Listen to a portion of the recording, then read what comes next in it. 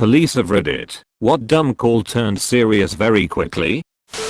Deputy here. It was a Saturday night, and I had a call for an erratic vehicle, unable to stay in lane, speeding, etc.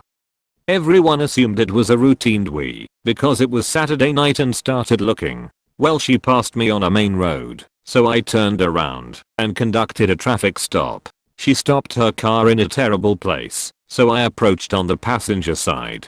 She was very angry and disrespectful, and she wouldn't turn to look at me, just looked forward. I could smell alcohol, wasn't sure if it was coming from her or the vehicle. I asked for her license and registration to run her information. I decided I was going to talk to her more on the driver's side to see if I could find signs of impairment. When I walked over to her side, I saw the entire left side of her face was bruised and blood was coming out of her mouth. Also a bruise on her neck in the shape of a hand and fingers. I had her step out to ask about it. She informed me her boyfriend got drunk and thought she was cheating on him and decided to hold her down by the neck and punch her approximate 10 times. She had major swelling and the blood was a cut from her cheek against her teeth. It took 25 minutes to convince her to give me his information. She told me he lives in a neighboring state and the incident occurred there. I called the neighboring state police and informed them. Found out the guy had 3 felony warrants and they have been looking for him. Edit. Thanks for the gold.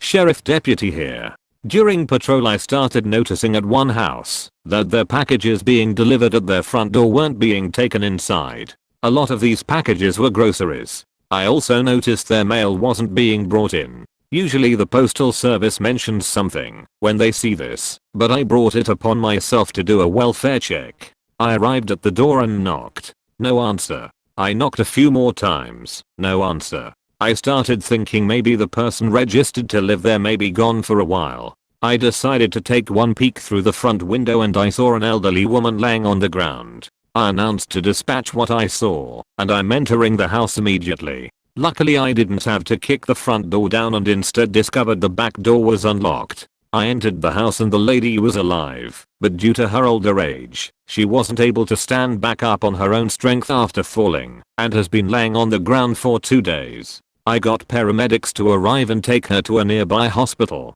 I found her phone book with personal numbers in her kitchen and called her adult children and notified them of what happened. They were very relieved and drove to the hospital to help care for her.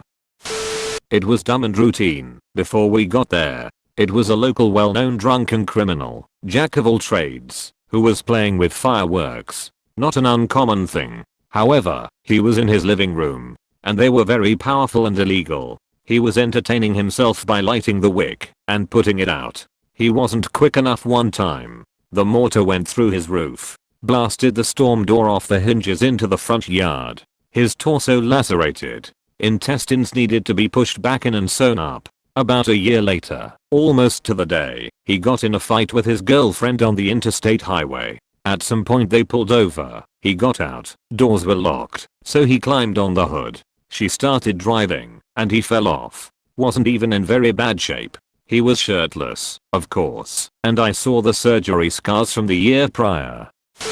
Not a cop. This happened outside my college residence and I imagine they had a laugh at this before they showed up, because my roommates and I sure did. This kid was all messed up on some kind of drug and was screaming and beating the shit out of a backhoe loader that had been left there overnight due to some construction work going on campus. Obviously construction equipment is generally made out of pretty thick steel, so it's not like he was doing much damage. By this point campus security had been by, and I'm assuming we are like fuck this, we need the real police, because they just stopped for 10 minutes and then kept driving. I'm assuming this is the point where the police were called. Turns out some dumbass left the keys in the machine, cause that's what you do on a college campus full of drunk teenagers. So this kid somehow figures out how to start it and proceeds to drive straight forward into the backup generator for the residence building across from mine, knocking it off its concrete pad and crushing it up against the wall. Then tried to back up, but the cops have arrived at this point and blocked his escape.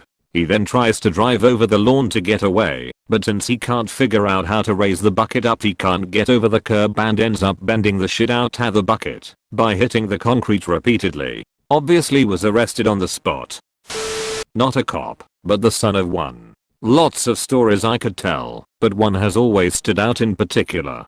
Police were called one night due to noise complaint at someone's house. When police arrive, it's discovered that there is meth and the person in the house, we'll call him Jerry, is on it like no tomorrow. More cops eventually show up and none of them can keep Jerry down. They try using a taser, but it's ineffective on its own. As taser is getting a new battery, 8 cops tackle Jerry all at once and are still struggling to keep him down. Dude with taser then shoves taser against Jerry's balls and says put your hands behind your back or your balls are getting electrocuted. Jerry then magically complies with police officers. Not me, but my dad, who was a cop and is still a firefighter, had one that I still laugh at. He was working a shift on the police department back in the early to mid 80s and got a call late one night for smoke showing from a residence. His assistant chief shows up first. I should preface by saying he was a fat and lazy fuck and didn't properly check and radio dispatch that there wasn't smoke showing and to disregard the fire department. My dad shows up and his act tells him that it was a false alarm and my said he was going to check anyway. He said he smelled smoke as he got out of his cruiser and said he was going to check for himself. He opens the backyard fence and down the small hill to the back. As he walked to the back of the house he saw smoke pouring out of the soffits and saw flames in the back windows. He radios dispatch to have the fire department remain en route and that smoke and flames visible and then asks for mutual aid from a neighboring department. Fire department shows up and was able to knock down the fire before it got too out of hand besides some serious smoke damage, but the house was eventually refinished and still stands to this day. Not a cop. Paramedic here.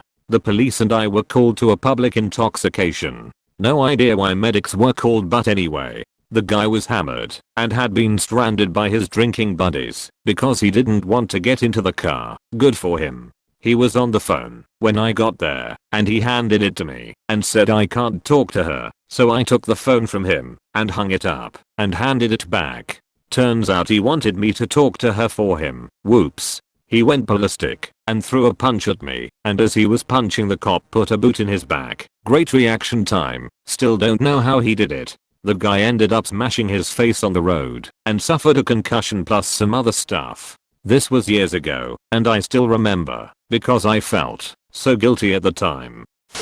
Not a cop, but this is a story from my criminal justice professor from college who was a cop in North Carolina. There was this house she and her partner had to visit frequently for domestic disputes between a grown son and his wheelchair-bound father. It was never that bad, mostly just yelling, and the neighbors would call the police to check on them. No charges were ever pressed, so they'd usually just check in and be on their way. They got another one of those calls one day thinking it'd be the same as usual. This time the son is waiting outside for them. The partner is still questioning the son and thinking the old man wasn't gonna be a threat. She goes inside to deal with him on her own. She announced herself and approached him to talk. He doesn't say anything but suddenly grabs for her gun.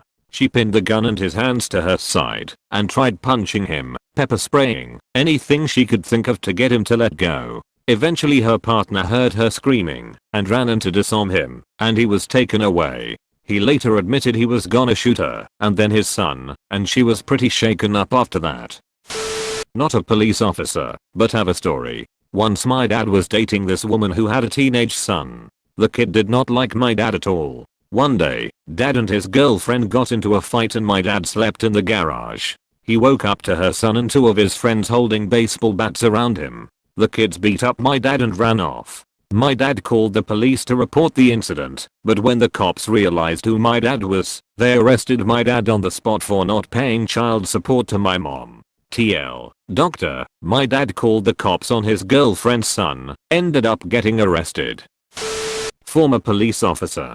Dispatched to a possible disturbance as soon as I got to work to relieve the day guys. Call came in that the neighbors are having a heated discussion and there might be a gun, but they didn't see one. I got a car as quick as I could and headed that way.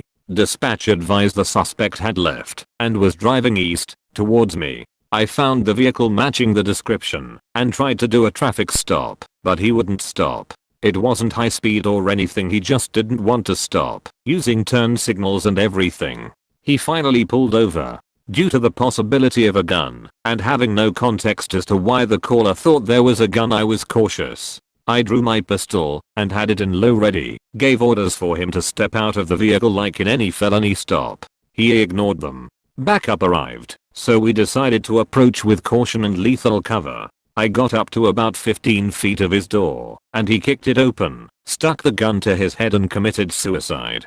Turns out, he was involved in some kind of old love triangle. The caller was not the neighbor, but his old squeeze, and the suspect had just left his wife, showed up to the victim's house, pointed a gun at her husband, and said he was there to kill him, and the wife called us under the guise of just a witness, despite them having multiple conversations. The suspect wanted her to leave her husband, and the suspect left his wife assuming that was gonna happen, but it didn't. Then I got behind him and turned on my lights. I'm glad he didn't make me kill him, but I wish it could have went a different way, and after a small stint in a psychiatric hospital and maybe a month or 2 of jail time, he would be alive. This may not seem too serious quickly, but about 6 months before that, I did a routine traffic stop, and as I walked up to the driver door to get his license, the bullet he shot himself with barely missed me. He had a felony warrant from another state, and was going to spend a very long time in prison. So needless to say, traffic stops are never, and never should be considered routine.